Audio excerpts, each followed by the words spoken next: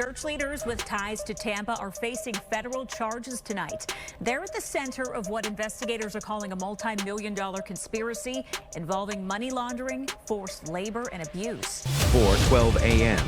Minneapolis, Minnesota. The temperature had dropped to 11 degrees.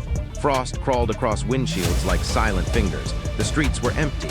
The city was asleep. But federal agents were already inside. 21 unmarked vehicles had surrounded a 3-story brick mansion on the east side of downtown. No sirens, no flashing lights. Just the quiet hum of engines and the crackle of encrypted radios. This wasn't a routine bust. This was the dismantling of a political empire built on forged documents, cartel money, and the desperate dreams of people who trusted the wrong man. If you want the full truth about what happened that morning, hit like so this story reaches more people. At 4:18 a.m., a 40-pound breaching ram struck the front door of Councilman Ibrahim Warsami's home. The explosion of splintered wood echoed down the hallway. Flashlights cut through the darkness. Agents from the FBI, DHS, and ICE poured into the mansion like a flood breaking through a dam. The first room looked normal. Expensive furniture, imported rugs, a flat-screen TV glowing in standby mode. The second room told a different story. Metal shelves lined the walls, floor to ceiling. Vacuum-sealed bundles of fentanyl stacked like bricks, each package labeled in Somali script. Next to them, crates of short-barreled rifles with custom suppressors and modified triggers.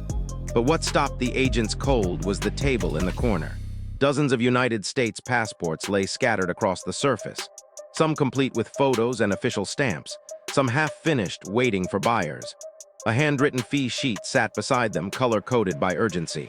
Red meant immediate, yellow meant within the week, green meant standard processing. This wasn't just document fraud, this was a factory, and Ibrahim Warsami was the foreman. For years, Minneapolis believed it was watching a success story. The refugee who became a councilman, the community voice who bridged cultures and built trust.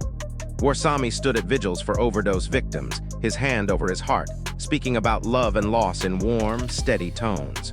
But investigators had been watching him for 11 months. It started with a simple question. How does a city councilman afford a $2.3 million mansion on a $78,000 salary? Federal auditors pulled the thread. Campaign donations traced back to shell companies with no employees. Nonprofits that produced no public records. Real estate purchases made through offshore accounts registered in Nairobi, Dubai, and Mogadishu. The financial forensics painted a nightmare. Small transfers in 2009 turned into massive wires by 2017. Money flowed through fake construction firms, phantom logistics groups, and charities with no staff. Every organization in Warsami's orbit was either a shell, a pass-through, or a laundering conduit. He wasn't climbing the political ladder. He was building one out of forged documents and cartel cash. Comment exposed below if you believe corruption like this should be stopped. The cartel behind Warsami wasn't small time. It was Cartel de Jalisco New Generation, CJNG, one of the most violent criminal organizations in the Western Hemisphere. They needed something American cartels couldn't provide: access, documents, political cover. Warsami gave them all three. Migrants desperate for a future paid him everything they had for those passports. But agents found something even more insidious in the fee ledger. Those who couldn't pay in cash didn't just walk away. They were redirected. The ledger listed names of young men who were sent to work off the debt in distribution centers or stash houses. No wages, no exit. Just labor until the debt was cleared, which it never was. This wasn't just corruption. This was modern-day indentured servitude. As tactical teams cleared the ground floor, they moved toward the kitchen. Behind a false pantry wall, they found a hidden latch. A narrow staircase descended into darkness. The basement wasn't a storage room. It was a command center. Whiteboards covered the walls, threaded with maps and routes. Distribution paths from Mogadishu to Rotterdam to Halifax to Duluth. Hard drives stacked in neat rows. A binder detailed 23 shell corporations under Warsami's control. Money flowed through them like water through a dam, into foreign accounts in Kenya, Qatar, Oman, and the UAE. But the tension spiked when an agent picked up a phone lying face down on the desk. It was buzzing. The screen lit up with a message sent just minutes before the breach. Shipment lands tonight. Waiting on your go-ahead. The sender wasn't a constituent. It was a known CJNG lieutenant responsible for overdose spikes in Minnesota, Wisconsin, and Iowa. Warsami wasn't just facilitating. He was directing. Then a forensic analyst plugged one of the seized laptops into a field reader. He opened a folder titled Winter Event Planning. It sounded harmless, like a charity drive or a community fundraiser. But when he opened the files, the room went silent. Type yes if you're ready to see what they found next. The folder didn't contain event schedules. It contained drone coordinates. A string of infrared images captured over several months showed unusual heat signatures deep inside the northern Minnesota wilderness. An area with no registered properties, no power grid access, no roads. Just forest, marshland, and a forgotten logging route. The images didn't show trees. They showed a fortified compound with guard towers, industrial ventilation systems, and armed patrols. Warsami was hiding a literal fortress in the woods. The discovery changed everything. This wasn't just a corruption case. This was a national security emergency. FBI analysts deployed high-altitude surveillance drones to the coordinates at 1:47 a.m. They were expecting a stash house, maybe a rural drop site. What the live feed revealed was a nightmare. The compound was situated in a sector of northern Minnesota that didn't appear on modern maps. The perimeter wasn't natural. It was defined by reinforced steel mesh fencing topped with fresh razor wire. Heat signatures identified watch points disguised as hunting blinds. Guards holding long-range rifles fitted with thermal scopes. They were scanning the tree line like soldiers in a war zone. In the center of the compound, two massive rectangular structures pulsed with intense internal heat. Industrial ventilation shafts pumped out chemical fumes at timed intervals, creating plumes that dissipated fast enough to avoid satellite detection. But the drone operators zoomed in on movement inside the structures. The room at the command center went dead silent. The heat signatures showed dozens of individuals. Their movement patterns were slow, synchronized, and repetitive. There were no clear exits. There were no windows. These weren't employees working a night shift. They were hostages running a production line. This was the CJNG's primary manufacturing hub for the upper Midwest. The engine behind overdose spikes spreading across Minnesota, Wisconsin, and the Dakotas. Warsami didn't just know about it. He was its political shield, its courier coordinator, and its guardian. If this shocks you, hit like now. The mission shifted instantly from investigation to containment. A fortress like this, defended by mercenaries and holding captives, couldn't be left standing. The order came at 2:34 a.m. Operation Northfall. By 2:57 a.m., the staging zones around the frozen logging routes were packed with federal units. FBI hostage rescue team, DHS special response teams, ICE tactical units. Medics waited behind armored carriers idling in the cold. The silence was absolute, no chatter, no radio checks. Only the crunch of boots on snow and the low growl of engines warming for the push. Every agent understood what stood inside that forest. A cartel fortress functioning like a military base, guarded by men who were trained, armed, and motivated to kill rather than surrender. At 3:11 a.m., the assault teams advanced. Blackhawk helicopters skimmed just above the tree line. Rotors dampened to avoid early detection. On the ground, strike groups moved through thigh-high drifts of snow, guided only by night vision goggles and a single encrypted infrared beacon pulsing from the lead unit. The cold bit deep into their gear, turning breath into thick vapor clouds. Phase 1 was to blind them.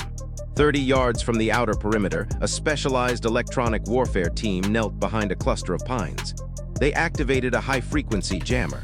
The device pulsed once, then unleashed a powerful surge that rolled through the trees like a silent shockwave. Inside the fortress, the lights flickered. Surveillance feeds cut to static.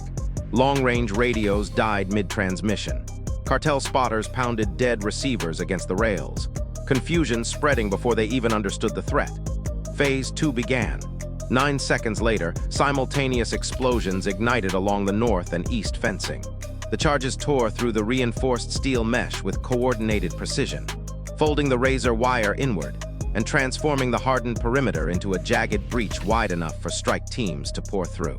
Cartel guards scrambled to respond, raising rifles, firing blindly into the dark. Their muzzle flashes gave away their positions instantly. Federal marksmen replied with ruthless accuracy, dropping the first line of defense before the compound had time to reorganize. But as the strike team surged into the central yard, the real fight ignited. A heavy garage door slammed open. An armored truck burst from the central building, headlights off, engines screaming. A mounted weapon on the roof tore through the air with a spray of fire, sweeping arcs of bullets across the entry lane. Snow exploded into plumes. Bark shredded off the trees. 2 agents dove behind a fallen log as the rounds chewed through the frozen soil inches from their helmets. The truck was charging the breach, turning the extraction into a head-on collision. Comment your reaction below if you're still with me. The armored truck was seconds away from the breach, its mounted gun chewing through the cover where federal agents were pinned. It was a suicide charge designed to break the siege. But the vehicle never reached the gap. A DHS operator raised a launcher and fired a single round that streaked across the yard like a comet. It slammed into the engine block of the truck, erupting in a fireball that flipped the vehicle onto its side. The gun fell silent in a shower of sparks. The burning wreckage became a tomb for the attackers, but it cleared the path for the strike teams. Federal units surged into the compound. Cartel mercenaries, trapped between confusion and panic, retaliated in close quarters. Flashbangs detonated in stairwells, the concussive blasts echoing through the metal corridors. Operators moved room to room, clearing hallways lit only by weapon-mounted beams. Gunfire ricocheted off concrete floors. Commands roared through comms, left clear, stack right, second hall secured. Inside the first processing structure, the horror revealed itself fully. The air was thick with chemical fumes and the smell of fear. Machines vibrated with residual heat from hours of forced labor. Hostages huddled against the far wall, shielding their eyes from the sudden burst of tactical lights. Some raised trembling hands, others were too weak to stand. A few wept when they saw the federal patches on the operators' chests, proof that the nightmare was finally ending. The second structure was more heavily defended. Cartel fighters attempted a coordinated fallback to a southwest exit, dragging crates of product and weapons toward a hidden escape tunnel. The same tunnel Warsami had funded with infrastructure grants, but the tunnel entrance never opened. A breaching team had already sealed it with thermite charges, melting the locking mechanism and trapping everyone inside. Cornered, the mercenaries made their last stand in a narrow corridor. It was brutal and chaotic, but the outcome was inevitable. Federal operators overwhelmed the line in under 3 minutes. By 3:41 a.m., the compound fell silent. The fire from the burning truck crackled in the yard. Hostages were escorted out into the snow, wrapped in thermal blankets, their breath visible in the freezing dawn air. Medics rushed them toward extraction vehicles. Then came the sweep. Hit subscribe so you don't miss what happened next. Inside the storage units, agents found the physical scale of Warsami's betrayal. 470 kilograms of fentanyl, nearly a metric ton of methamphetamine. Weapons crates filled with illegally imported rifles. But the most damning evidence was the ledgers found in the main office. They detailed distribution routes running from this hidden fortress to Milwaukee, Chicago, and Sioux Falls. Every route was protected by shell companies Warsami had created. The fortress hadn't just fallen, it had been gutted. As the sun rose over the Minnesota wilderness, the shockwave hit the city. The news of Warsami's arrest and the raid on the fortress broke with devastating force. The network panicked. Couriers fled stash houses. Accountants torched ledgers. But the federal net was already tight. In Brooklyn Park, a warehouse disguised as a halal food distributor was breached. Inside, agents found 143 kilograms of methamphetamine and $2.7 million in cash stacked in freezer boxes. In Burnsville, ICE teams intercepted a van loaded with forged passports, the same templates found in Warsami's mansion. The driver tried to run. He made it 40 feet before a K-9 unit brought him down. In St. Cloud, a convoy of cartel vehicles attempted to ram a police blockade. Spike strips shredded their tires. The vehicles skidded into a ditch. By sunset, more than 90 operatives tied to the network had been detained. But the public fallout was even heavier. Crowds gathered outside City Hall in Minneapolis. Stunned, silent, angry. The Somali community, which had looked to Warsami as a bridge and a leader, was left to process a deep betrayal. Elders spoke to reporters, not in defense of the politician, but in heartbreak. The man who preached unity had sold their children's future to a cartel. One elder, Abdi Hassan, stood outside the mosque on Cedar Avenue. His voice cracked as he spoke. We believed in him, we trusted him, and he used that trust to destroy us. If you believe justice matters, comment justice below. Ibrahim Warsami stood in a federal holding cell, stripped of his silk robes and his influence. The evidence against him was insurmountable. Human trafficking, narcotics manufacturing, money laundering, conspiracy to aid a criminal organization. But the charges went deeper than that. Prosecutors unveiled evidence of 14 additional co-conspirators embedded within the city government. Building inspectors, permit clerks, housing authority officials. Each one had received payments ranging from $8,000 to $47,000 per month in exchange for turning a blind eye to cartel operations. One building inspector, Daniel Kovac, had approved 19 residential properties for cartel use. Properties that were later found to contain hidden compartments, reinforced walls, and ventilation systems designed for drug production. He was arrested at his daughter's soccer game, handcuffed in front of parents and children. Another official, Judge Layla Mohed, had expedited immigration cases tied to cartel operatives. She approved 63 fraudulent asylum applications in exchange for $340,000 in wire transfers routed through a shell company registered in the Cayman Islands. Her arrest came at 5:18 a.m. on the same morning as the fortress raid. Agents entered her chambers while she was reviewing case files. They found a ledger in her desk drawer documenting every payment she'd received. This wasn't isolated corruption. This was a system, and it had been operating undetected for nearly 8 years. The scale of the operation was staggering. Federal auditors traced $81.3 million in laundered funds through Warsami's network. The money had moved through 23 shell corporations, 14 offshore accounts, and 7 foreign countries: Kenya, Qatar, Oman, UAE, Turkey, Somalia, Canada. Each transaction was carefully structured to avoid detection. Wire transfers split into amounts just below federal reporting thresholds. Cash deposits made across dozens of banks. Real estate purchases obscured through layers of LLCs. The financial trail revealed a sophisticated operation designed by someone who understood American banking regulations intimately. And Warsami had help from within the system. Share this so more communities understand how deep corruption can go. The hostages rescued from the fortress told stories that shattered any remaining illusions. Maria Gonzalez, 19, had crossed the border from Honduras hoping to reach family in Chicago. She paid Warsami $8,000 for a passport and safe passage. Instead, she was driven to the compound in northern Minnesota, locked inside the production facility, forced to package fentanyl for 14 hours a day.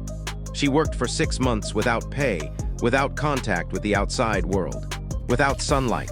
When agents pulled her from the building, she weighed 97 pounds. Another hostage, Ahmed Ali, 23, from Somalia, had trusted Warsami because they shared heritage and language.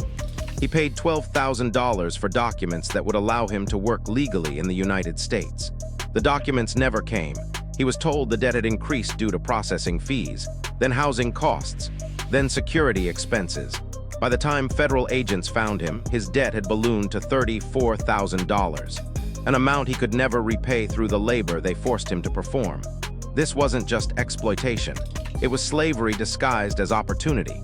The psychological damage inflicted on these victims will take years to heal. Many are too afraid to testify, too traumatized to speak about what they endured, but their stories must be told, because this isn't just about one politician or one cartel. It's about a system that allows corruption to flourish when institutions fail to hold their own accountable. The investigation revealed systemic failures at multiple levels. The Minneapolis Police Department had received 11 tips about suspicious activity at properties tied to Warsami between 2016 and 2022. None were investigated.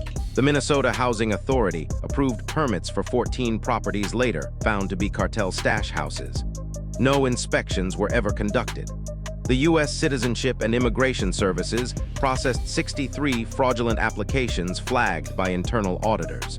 The flags were ignored. Federal oversight mechanisms designed to catch corruption failed repeatedly. Why? Because Warsami had spent years building relationships, attending fundraisers, donating to campaigns, embedding himself in the fabric of the political establishment. He knew who to pay, who to pressure, and who to avoid. Type your thoughts below if this enjars you. The fallout extended beyond Minneapolis. Federal investigators discovered that Warsami's network had connections in 6 other states: Illinois, Wisconsin, Iowa, North Dakota, South Dakota, Michigan. In Chicago, a warehouse tied to one of Warsami's shell companies was raided. Agents found 210 kilograms of methamphetamine and $4.1 million in cash. In Milwaukee, a logistics company registered under Warsami's name was shut down. It had been transporting cartel shipments disguised as furniture deliveries. In Detroit, 2 city officials were arrested for accepting bribes totaling $89,000 in exchange for permits that allowed cartel-controlled businesses to operate without scrutiny. The network had spread like a virus, infecting institutions, corrupting officials, destroying communities. And it all traced back to a single politician who had used his position to build an empire on the suffering of others. The legal proceedings moved swiftly. On March 14, 2023, Ibrahim Warsami was arraigned in federal court. He pleaded not guilty to all charges. His defense attorney argued that Warsami was a victim of ethnic profiling and political persecution, that the evidence had been fabricated, that the charges were motivated by anti-immigrant bias. But the evidence told a different story. Prosecutors presented over 2,400 pages of financial records, encrypted communications, video surveillance, testimony from hostages, testimony from undercover agents who had infiltrated the network. The jury deliberated for 4 hours, guilty on all 27 counts. Judge Marcus Holden delivered the sentence on May 22, 2023. Life in prison without the possibility of parole. In his remarks, Judge Holden didn't mince words. You stood before this community and preached unity. You promised protection. You pledged to serve. And while you spoke those words, you were selling human beings to a cartel. You were flooding neighborhoods with poison. You were betraying every oath you ever took. The courtroom was silent. There is no mercy for someone who weaponizes trust. No leniency for someone who profits from suffering. You will spend the rest of your life behind bars. And even that is not enough for what you've done. Warsami showed no emotion. He stared ahead, expressionless. But the families of overdose victims in the gallery wept. Not with relief, but with grief for the lives that could never be returned. Hit like if you believe justice was served. The investigation didn't end with Warsami's conviction. Federal agents continued dismantling the network, tracing every connection, every shell company, every offshore account. By December 2023, an additional 47 individuals had been arrested, including 3 additional city officials, 2 federal employees, and a dozen cartel operatives. Over $127 million in assets were seized: real estate, vehicles, bank accounts, luxury goods. The CJNG's operations in the upper Midwest were crippled, but not destroyed. Cartels are adaptable, they rebuild, they find new routes, new partners, new weaknesses to exploit. And that's what makes this story so dangerous. Because Ibrahim Warsami wasn't an anomaly, he was a symptom of a larger disease. Corruption thrives when institutions fail, when oversight is weak, when accountability is absent, and when politicians prioritize power over principle. The damage spreads like poison through the bloodstream of a nation. The Somali community in Minneapolis is still healing. Town halls have been held, support groups established, resources allocated to help victims rebuild their lives. But the scars remain. Trust in institutions has been shattered. Faith in leadership has been broken. And the question lingers in every conversation, every meeting, every gathering. How could this happen? How could one man, trusted by so many, betray them so completely? The answer is uncomfortable, because Warsami didn't operate alone. He had help from officials, from clerks, from inspectors, from judges. And none of them believed they would ever be caught. That's the real lesson of this story. Corruption doesn't announce itself. It doesn't wear a sign. It hides behind smiles and speeches and promises. And when it's finally exposed, the damage has already been done. Share this video before it's buried by algorithms. The federal investigation continues. Authorities have established a confidential hotline for anyone with information on the remaining nodes of this network. Because networks like this don't disappear overnight. They fragment. They regroup. They adapt. And somewhere right now, another politician is making a deal with another cartel. Another official is accepting a bribe. Another victim is being exploited. The fight doesn't end with one conviction. It continues every single day. And it requires vigilance, transparency, and the courage to hold those in power accountable. This raid didn't just stop a drug ring. It dismantled a hidden state. It proved that corruption doesn't always hide in the shadows. Sometimes it stands at a podium, smiles for the cameras, and asks for your vote. Ibrahim Warsami built his empire on the dreams of people who believed in him. He promised them a future. He gave them chains. And when the federal agents finally broke down his door, they didn't just find drugs and weapons. They found the wreckage of lives destroyed, families shattered, communities betrayed. That's the real cost of corruption, not the dollar amounts, not the sentences, but the human toll that can never be measured. If you believe exposing these cases is critical for national security, hit like right now. Comment accountability below to help this story reach more people. Subscribe so you don't miss the next investigation. And share this video with anyone who still believes justice matters, because this is only the beginning. The networks are still out there, the cartels are still moving, and the next betrayal is already being planned. The question isn't whether it will happen again. The question is whether we'll be ready to stop it.